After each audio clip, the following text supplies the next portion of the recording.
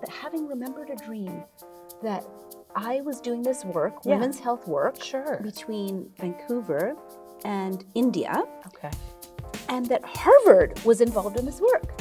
And I just kind of went, what? You hadn't been thinking about Harvard before that? Never. So 10 years later, my kids are kind of doing their thing.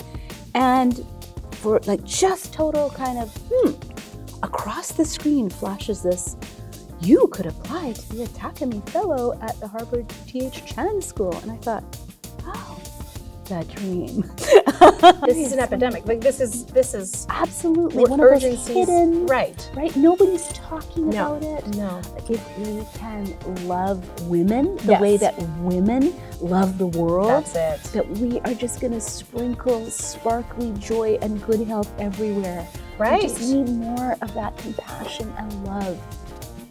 From everybody. Are you kidding? Learning to surround yourself with people who lift you up. That's it. Learning to do things that for you are helpful and positive. Yes. Learning how to breathe, the thing that we do all the time. Right.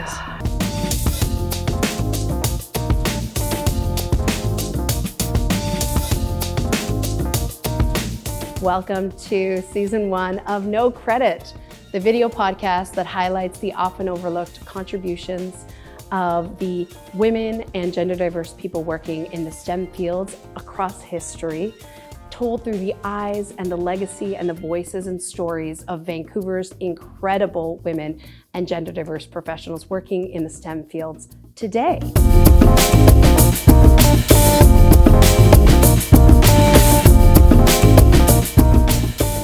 Hi, I'm Zainab Gular-Tuck, Z for short, coming to you from the unceded territories of the Musqueam, Squamish, and Tsleil-Waututh Nations in beautiful Vancouver, BC.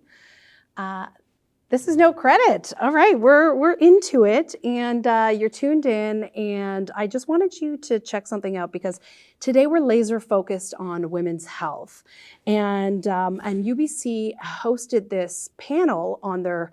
They live streamed it, and it's on their site. It was called Decolonizing, and I have to check my notes. Got to get this right. Decolonizing Wellness: Indigenous Women's Perspectives on Healthcare. So you can head to the UBC site, type this in, and check out the entire episode or the entire panel, and then download the report to get more information. It's super informative, and it's a great way to see how we're shaping and approaching the future of healthcare.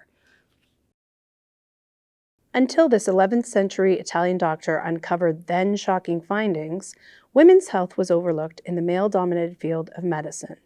Considered the first gynecologist and a trailblazing healer of her time, Dr. Trotula of Salerno and her work formed the basis for women's health care, from personal hygiene and pregnancy-related complications to the importance of physical and mental well-being. Trotula was a pioneer and broke down barriers that had previously kept women out of the medical profession. Her discoveries and work changed the healthcare industry for the better, improving the lives of countless women over time. All right, Yay. We're here. Okay, so our guest today is a multi-hyphenate in every sense of the word, and who has made strides in the healthcare industry and specifically in women's health through her focus on sexual and reproductive health. She's an award winner. She's a true Vancouverite. This is Dr. Farah Shroff. Welcome to No Credit. Thank you. It's such a delight to be here. Yay, we're doing it. Okay, Yeah. so I kick off these episodes with a super important question. Yeah. I need to know your favorite snack that you don't share with a single person, or you don't like to share with anyone, even though you have to. I'm sure you have a family, full house. Yeah. But you don't really want to. Yeah. So what's that snack? I gotta say, like the really, really fresh macadamia nuts. Those They're are just, special. Melt in your mouth. Right? So delectable. They've got that little sweet taste. There's something about the macadamia that's different from the other ones. Yeah. I love hazelnut, but macadamia is something special. And you're right, that melt in your mouth if it's fresh. Oh, yeah. It's hard to find fresh. Oh, I know. Well, I was born in Kenya, and recently I had some very fresh ones in a little village in Kenya, and that was it. I was sold. So when are we going back? I'm telling you. Let's get this party started. Oh, yeah. Okay, so Dr. Shroff, we did our snack thing. Now, we really want to talk about because our lives are always these twists, turns, detours that shape who we are and our work. Yeah. I would love to know how we got here. I believe that my earliest impetus for working in women's health was my mom. Yes. My mom was this incredible woman, but she was really sick. My mom was really sick since I was about 4. And she had a long time. Like pretty much all my life. Oh my gosh. So she had a woman of color disease called systemic lupus erythematosus. No. Yeah. Tell me, can you expand on that? Yeah, really? Sure. So there are 2 types of lupus. Okay. And the topical one is kind of more skin-based. Yes. Lupus means wolf, right? So you often see this like wolf-like structure on the face. My mom sometimes had that, but much more seriously, she had like literally every organ of her body. There wasn't one organ that hadn't been touched. Her kidneys, her liver, her lungs, her brain, like really everything got impacted. Painful? She was in pain almost all her life. And you know what the amazing thing was? So she had these huge challenges, but she never once in my life did I hear my mother say she was in pain. We'll see. She's a very kind of incredible person. That's a very incredible person. It's a very particular, like specifically for women and mamas. This is a thing.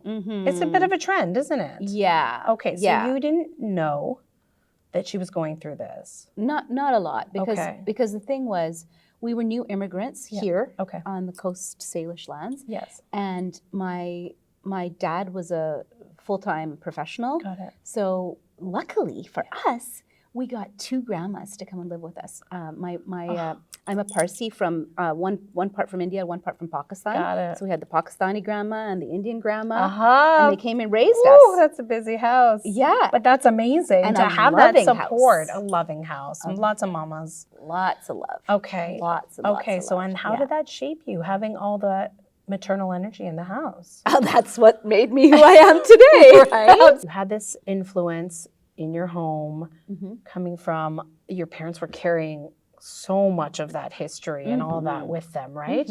And then how did you get into, was this a high school thing? I'm into women's health. I know I'm going to be, I'm getting into healthcare, or how were we feeling in high school and university and all that? How did that shape? I wanted to be a lawyer like my dad when I was in high school, actually. But so that love of justice was inspired when I was 14, and our parents took us on a trip to their motherlands, to our motherlands. You went there. Yeah, and I saw both of my parents were raised quite poor. Okay. And so I learned to not take for granted that I'm living in a place that I didn't see a ton of poverty. Of course we have poverty in the city. Sure. Of course we do. But a different degree, right? Yeah, like a completely different. Right? No, exactly. No comparison. So that impacted you. It was probably the biggest turning point in my life. Okay. Going back to the motherlands. Okay. And seeing really everybody who looked a lot like me. Yes. Everybody looked a lot like me. Right. But they didn't have the kinds of opportunities that I had. So it was I was 14. So I really remember sitting in the flat where my mom was raised, writing my journal, and remembering that 100 meters away from me were people whose entire possessions lived in this pot on the sidewalk. And that really, really hit me. It really hit me, not as something of separation, because when you hear a lot of people who aren't South Asian going to a place where they really, that you see the kind of hit you in the face poverty. Sure. They feel like, oh my God, this is so bad, and they feel pity. But what happened to me was I felt like this is family. This could be me. It's just pure luck and chance. That's it.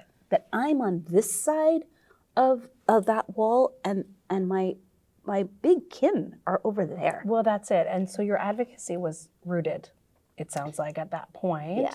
So take us into kind of your to school life, but then ending of school life and professional life, how you kind of moved into healthcare. Yeah, then when I started at university, so I decided I didn't want to be a lawyer because I guess I learned enough about the way that the legal system isn't really about bringing justice and peace. It's a tough one, right? So sad. Although I think some lawyers absolutely do make a living doing that, but but it didn't seem like the system was set up to do No, that. it doesn't seem like it's set up still Right. to do that. Yeah. Right. So you felt you were going to make a better impact? Better difference in the healthcare in the field. healthcare field. Yeah, Okay. Yeah. Because so the field that I eventually settled on is perfect for me. Right. Public health is absolutely, it's a huge, huge field. Yeah. You can do, if you just want to be an epidemiologist and just crunch numbers, you're, Yeah. go, if you love STEM and that's what you want to do. And the pandemic showed everybody that you could do that. Right, of course. There's all these little amateur epidemiologists out there during the pandemic. People were like talking about how many people were contracting the virus, how many people were dying Right. that day. Like people get what an epidemiologist Data people, yeah, does now, right? If you exactly. love big data, Yeah. you could be looking at the maps around Sure. the world. So people understand Sure. public health really Yeah. well because of the pandemic. So there's so much that we can do, but literally in public health, you have choices. And I kind of do from soup to nuts in public health. Like I can talk on a huge variety of topics. Well, see that multi-hyphenate coming in here. I mean, I feel wealth like of that's knowledge. it. Yeah. We need to be able to look at the interconnections. Of course. Everything is connected in Of health. course. But I would say my biggest passion is working with those who identify as women. Right. That absolutely includes anybody who is trans Yeah. or non-binary. Anybody who says, I'm a woman, you're in. That's it. The Well, tent that's is big. it. Exactly. Yeah. So we're inclusive and we're including all these needs. Yeah. And how did you get, so you mentioned, before when we were chatting, you mentioned Boston. So Yes. tell me about Boston. How did we get to Yeah. Boston? Oh. You're in Vancouver. Yeah. So how did we get there? You And know- then back here. So, yeah, it's one of those really interesting things. I'm not somebody who remembers most of my dreams, Right. but I woke up 2 mornings that having remembered a dream that I was doing this work, Yeah. women's health work, Sure. between Vancouver and India, Okay. and that Harvard was involved in this work. And I just kind of went, what? You hadn't been thinking about Harvard before that? Never. So Never. it just entered into my dreamscape. Like so I 2 really nights don't in a know. row. Yeah, I was like, what's going on? That's bananas. That It doesn't really is. happen. Like, it literally was like super out of the blue. So the universe just was like, Yeah. just threw it at you. Yeah. What are you going to do about it? Right?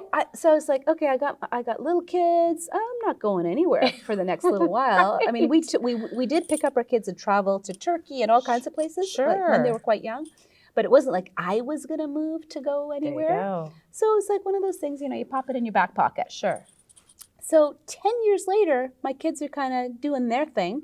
And for like just total kind of, across the screen flashes this, you could apply to be a Takami Fellow at the Harvard T.H. Chan School. And I thought, oh, the dream. That dream. Yeah. Oh my Yeah, it was God. so I have interesting. like goosebumps thinking about that. That's amazing. Okay, so we're going to talk about the fellowship in a second. Yeah. So that happened, Yeah. and that took you to Boston. Yeah, I moved to Boston. With the family. Yeah. For how long? So it was a whole year. Oh my gosh. So Yeah. did you move with the family or no? I moved, and at And that the point, my darling, who was also a dream man, I have to tell you, I've dreamt about See, my Iranian husband these before I met him. dreams. But I don't have a lot of these dreams, but the ones that I've had have been kind of cool. Unbelievable. Yeah. Write the book on it. Oh my gosh. So he kind of stayed here because he loves what he's Okay. doing, and we went back and forth. Got it. Yeah. Which Yeah. was tough, but definitely work. sounds like it was worth it. Oh yeah, Okay. Harvard is my happy place. Oh, I love that. It is a place that I know that I'm supposed to be there. Aha. And so since finishing that fellowship, I've continued to do lots You're on the of work at board. Harvard. You're on the board. I'm on the board of the Harvard Health Lab or There you the go. Harvard Health Accelerator. Yeah. I'm working with the Harvard Innovation Labs, which is part of the business school. Right. I recently did some work with this fellowship program called the Cheng Fellows, which are part of the Harvard Kennedy School. There you go. So I'm doing lots of work at Harvard. Yeah. And then you're also now you're back in Vancouver and you're an educator as well at UBC. Yeah.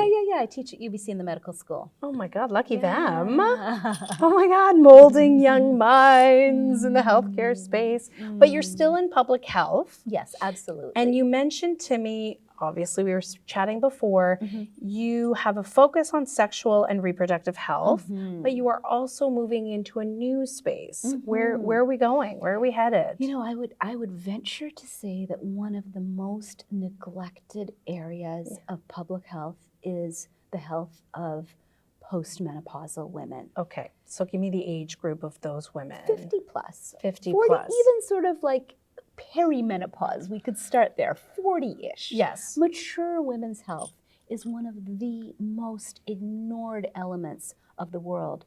Elderly women are treated as garbage. I hate to use that language, but it is such a sad reality. That is awful.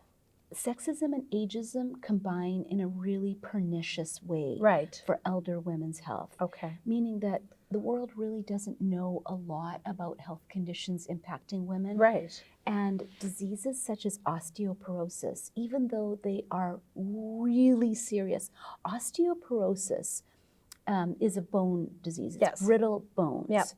And women in the postmenopausal period are more prone to getting it because of the changes during menopause. And the reality of a postmenopausal woman with osteoporosis falling, breaking her hip or her femur, are that about half of those women are going to be dead within a year. Oh gosh. We would be hard. Is that the research we're seeing now? That's Canadian data.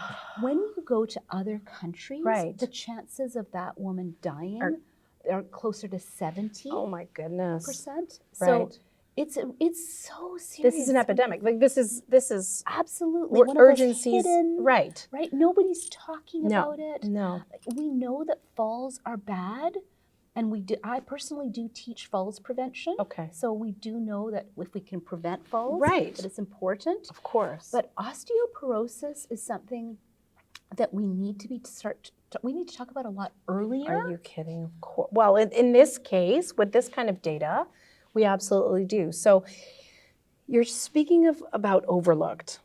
And one of the pioneers of our episode today is from Salerno, Italian 11th century doctor, Dr. Trotula. Yes. She was overlooked. She was the first gynecologist. Her work was overlooked. Yes. What she did for women's health, whether it's teaching personal hygiene to determining some of the very gender-specific diseases, she was continuously overlooked. Yes. We're still here. Yes. But your recognition for the fellowship is a big step, and I know that your accolades, you have lots of accolades and achievements. Are we in a different place right now? I mean, obviously from the 11th century, I hope you say yes. But from the 11th century. Yes, from the 11th century, absolutely, yes. But we're still seeing detrimental impacts of, like, the consequences of overlooking women's health. If you go to Afghanistan today, my friend, you might not know that we're too much further ahead. Right. If you go to some places on planet Earth today, we're so far in behind. the 11th century almost, Absolutely. Right? Okay. It's not just women being second-class citizens. Women, I used the word garbage earlier. I know. This is the tragic reality of women. And there's an urgency there that I'm hearing in your voice, right? And the work that you're doing, I'm almost like, how are we able to fuel more money into all the research and all the work that you're doing? Because we're still in this case. We're still in this space. Absolutely. The underlooked, overlooked, unsung, in the shadows right now. Absolutely. Okay. And the reality of women's health is that most women ignore their own well-being. Well, you talked about your grandmother, your mother. Right. And your grandparents, probably your grandmothers. Right. Yeah. A mother's love is the most pure form of compassion and selflessness that the world knows. Yes.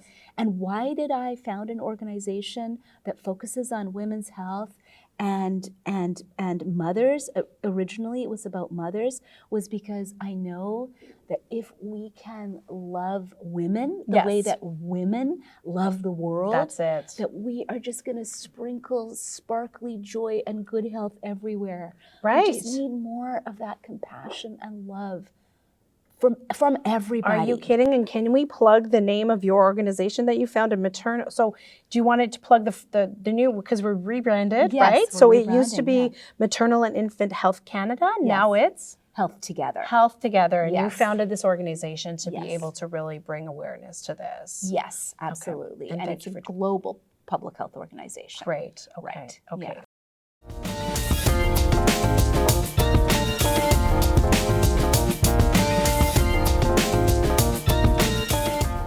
All right, so we're now in the section, our Up Your IQ section, where we're going to teach, but we're going to do a spoonful of sugar on a couple of things relating to women's health and healthcare.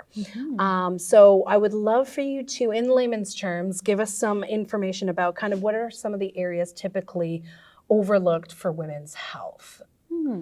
It really starts pretty young. Yeah. Menstrual health is Right. one area which we're doing so much better in Canada, So much better. especially here on the West Coast, where we were the ones who made the argument to make menstrual products free. And so now That was incredible. Right? What a groundbreaking thing, Yes, right? finally. And we have the template Yeah. for it now, so, It's- right? So it we're can the be ones done- who have spread it around the country. That's it. And just think how powerful that It's is. very powerful. Women are saving money. It's out there in the open. Yep. That period products are free. We should have been doing this decades ago, Exactly. but finally We're we've here. arrived. We're here. Yeah. And we're trying really to teach women around the world that menstruation is a healthy, normal part of your life. That's it. So here we're definitely getting better at doing Right. that. There's still a little bit of stigma around bleeding. Yeah. But you know, it's pretty exciting that Yes. around the world people are finally talking about menstruation. Right. So menstrual health is one of those areas. Can you Yes. give me a few other areas that you find are significantly overlooked? You did mention osteoporosis, so Yeah. obviously skeletal Yep. system, but what are some other areas that we really should, our viewers should really look into and Yeah. research, right? I would really, really like more couples to start thinking very carefully about birth control. Uh-huh. Today in Canada, this is shocking actually. Yeah. The SOGC, the Society of Obstetricians and Gynecologists of Canada, Right. tell us that about half of all pregnancies in Canada are unplanned. Shocker, That's a huge Shocker. shocker. right? Yes, of course. So with the Why? pill So the- and the effectiveness of the IUD and condoms and everything It's we've still got out not- there, why is that happening? In Canada, That's of all a places. Canadians, You know what I mean? Yeah. right? That's Oh in my Canada. gosh. When we talk about the rest of the world, it goes up to 65% of all No. pregnancies are unplanned. So unplanned doesn't mean unwanted Sure. necessarily, That's a but great some of it does distinction. mean unwanted, Sure, right? So then sure. you got to figure that out. Yeah. But I would like couples to start really talking more. The burden of birth control is almost always on women, Oh, yeah. right? Exactly. Except for male condoms. Exactly. So can we, as a society, open up the conversation about how we can have more gender sharing with, Right? with fertility? Come on now. Right? Right. Where it's really, it takes two to make that baby. Totally does. Right? I love that you said Right? that. So how can we actually start the That's conversation and the sharing Right. and the kind of more egalitarian relationship That's it. at the, in the bedroom? Right. Can And that's we a start women's there? rights issue Huge. that could be heavily impacted by what we're doing right now. And right? So Absolutely. we can really advance that in the healthcare Absolutely. area. Well, I'd love for you to talk about a little bit about, because that's kind of a lot of your expertise, right? Yeah. So tell us how holistic well-being can help us heal and help us kind of move forward in the women's health space. Yeah. So a lot of our health is in our own hands. Uh-huh. What we do every day is something that we can really take control of. Sure. Even in a country like Canada, where really the mainstream way of thinking about our bodies is that we kind of hand them over to the healthcare system. And I really encourage everybody, men, women, and everybody on the gender spectrum, to think about just the ways in which we treat our bodies and minds. Right. Especially our minds. In the post-pandemic world, we're living with a lot more depression, a lot more anxiety. Yep. And so to really be paying attention to the ways in which we take care of ourselves emotionally. The term mental health doesn't really capture what I'm talking about, because it's really emotional well-being. Is it ever? Right? And to be really gentle and kind to self. One of the deepest cruelties on planet Earth is what people do to themselves. Oh my gosh. The self-talk. Oh, it's the worst. Can you be loving with your self-talk? That's it. No. Can you be kind? We have to be taught, or we have to reprogram Yeah. years of Yeah. terrible programming, Yeah. right? And especially women. Yeah. We are especially taught women. that whatever shape we are, it's just wrong. Right. If you're too round, you're too fat. If you're too skinny, you're not got sexy enough. If your breasts don't look a particular way, you need augmentation or surgery. Everything is just wrong. We're not good enough. Yeah. Right? So really hugely important for our mental well-being is to be able to look at our bodies, know the anatomy well, Right. and love ourselves. See, This is revolutionary, Is it truly. is it ever? And necessary? And that urgency, again, I'm hearing in your voice. We need Yes. that now. Yes. Right? It's Yes. it's a huge problem, and we're going in the wrong direction. Totally So wrong we direction. need that right now. When we think about the numbers of women who are living with sexual trauma, women who've been raped or lived with abuse in the family, whatever kinds of problems that women have had, and it's a lot of Canadian women. Right. Maybe one half or more Canadian women is living with some kind of trauma. Right. That has a massive impact on mental health. Are you kidding? It has a massive impact on our society. Exactly. Right? We set the Exactly. tone a lot of the time. Absolutely. So the self-talk, learning to surround yourself with people who lift you up, That's it. learning to do things that for you are helpful and positive, Yes. learning how to breathe, the thing that we do all the time, right? Gosh. Breathing down here, That's right? it. Breathing fully and exhaling like you. It's really like nice. Let the stress out. And then just every day, all day long, using your nose and letting that breath in. Take a little pause, and then trying to exhale through the nose. A breath that might be a little bit longer on the exhale than the inhale. That's one of the ways you can be kind to yourself. Are you kidding? It's so easy, Of course. right? Thank you.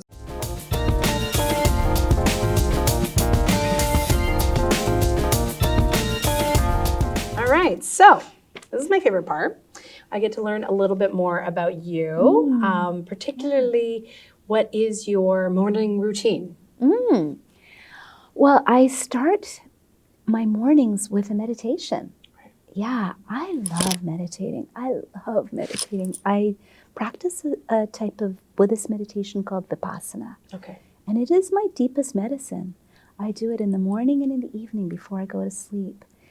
And it gives me this beautiful softness in my whole body. So I start the day, so after the meditation is done, it's part of the meditation, we do the Metta Bhavana. Okay. So the last part of it, Metta Bhavana, means loving kindness. So just like in women's health, in this form of meditation, first we send the Metta Bhavana to self. Okay. So I send the Metta Bhavana to myself, and then to my men, my husband and our two beautiful sons. In our culture, we have this way of talking about the family. Yeah. So it's Faru Zubman. So I'm Farah, my husband is Ruzbe, our older son is Zubin, and our younger son is Arman. So I send Metta Bhavana to Faru Zubman, Okay. right in Is my that heart. like a mantra or just like a good wishes? It's good, yeah, it's just like Right. always holding those who I love the most in my heart. In your heart. Yeah, and Got sending them loving kindness. Oh. Then I send it to other people. And the last thing that I say, and I always speak in Spanish, I just love Spanish, is may all beings be happy, peaceful, and liberated. And when I say that, like, may all people be happy, peaceful, and liberated, there's something inside me that just feels so joyful and peaceful. Oh, yeah. And so I sort of start my day just kind of just feeling like, yes, that is so much what I want. I want every being. It's not just people, it's all beings. All beings. In the universe, right? So we don't just talk about one planet, right? It's may all beings be peaceful, joyful, and liberated. Like that's, I just want that, you know? That's a nice way to wake up. Yeah. I like that. Yeah. Oh my gosh. So you have given us so many tips already. I would love to know what the best advice you've ever received is. And I always preface, you may not have taken it. Right? Do we always do as we tell others? Right. Yeah, it's walking that talk. Well, you know, this is the advice that I got from being a yoga practitioner and from my teachers. Yeah. And it is just be yourself. Right. And I say this all the time to my mentees. First, you have to know that person. Who are you at that deeper level? Yep. And that usually takes a moment of quiet self-introspection. Positive. Because once you really know that person, then you can be that person. Well, then, of right? course. That's a great way of looking at it. Oh, that's sage. Oh, so are you, and it sounds like you are taking that advice. I feel or like you try to take that advice. I try my very hardest. Yeah. And really, why do I stand up so many times and say things that are unpopular? Yeah. Not because of really any other reason, but that night, I will have a hard time living with myself if I don't. It'll keep you up at night. Right? That's fair. Right? So I have to be myself. See? I hold myself accountable to That's myself. it. That's it. And so that is actually, it's the core of who I am. Right. Just trying to express that deeper spirit in me That's it. in a world which is so cruel to so many people. Exactly. Right? Exactly. So how can we stand up and do this work continuously and be renewed? That's very important to me, agree. right? So half of my work is on the social justice angle, Yeah. and the other half is on the spirit angle. Okay. How can we be healthy through creating a more just world? Yep. And how can we be healthy through being in touch with that deeper part of ourselves? That's really what my entire work is. That's it. And it sounds like a disruption in the healthcare industry now, but it's it should be second nature to us, right? It should be what we immediately consider, right? When we wake up in the morning. Okay, so I have 2 more questions for you. Why do you love what you do? It already comes out in most of how you speak, but why? If you could pinpoint, what's the one thing that you love the most about what you do? My work is a mirror of who I am. Right. So I am a social justice activist, and I am somebody who's practiced yoga since I was 3 years old. Right. It's my South Asian heritage. Yeah. So I love it because that's just walking the path. I'm just walking on my path. Of course. It really is who I am. And I really genuinely dream of a world where people, this is what the world looks like. It's very green and the air is very clean and people have big smiles that come from the inside on their faces. And there's a lot of laughter and a lot of music and a lot of dancing. I want that world. I just really want that world. Dr. Shroff, I want that world so bad, and I can taste it.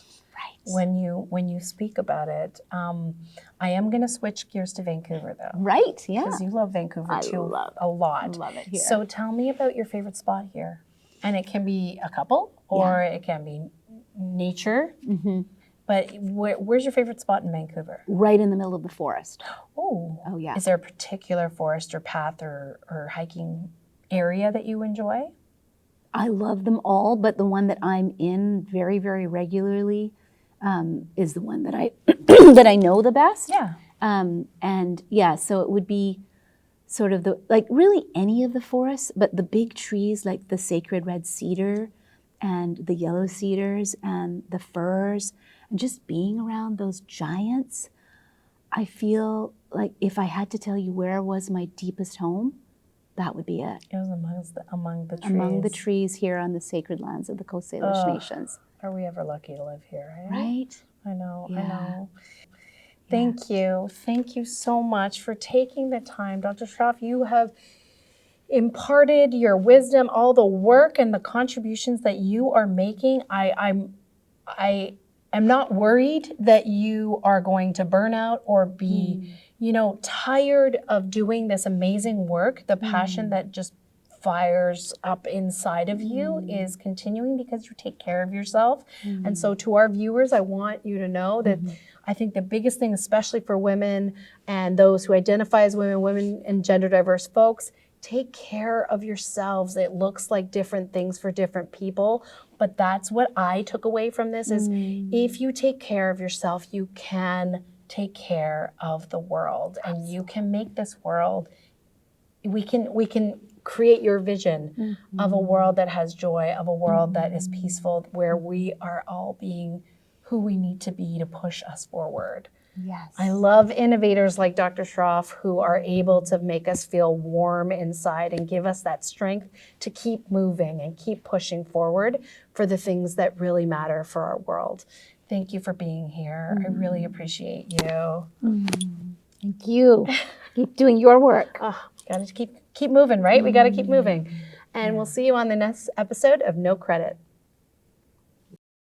Thanks for tuning in to No Credit. We hope you've enjoyed hearing about the incredible stories of trailblazers in the STEM and creative fields.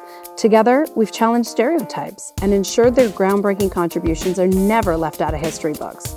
Until next time. This is very, okay, good for her. Yeah. We landed on a space rock. Like, hello. So when it points at you, you see it, but then it rotates away and you see nothing. Hers were the first ones specifically designed to power this machine and take it kind of beyond basic calculator status into a computer. And so I just think of like all of the indirect impact it's having, and I just can't think of anything cooler. It's okay to fail, it's okay to suck. I play piano and I'm just like, I'm not good, I'm gonna sit.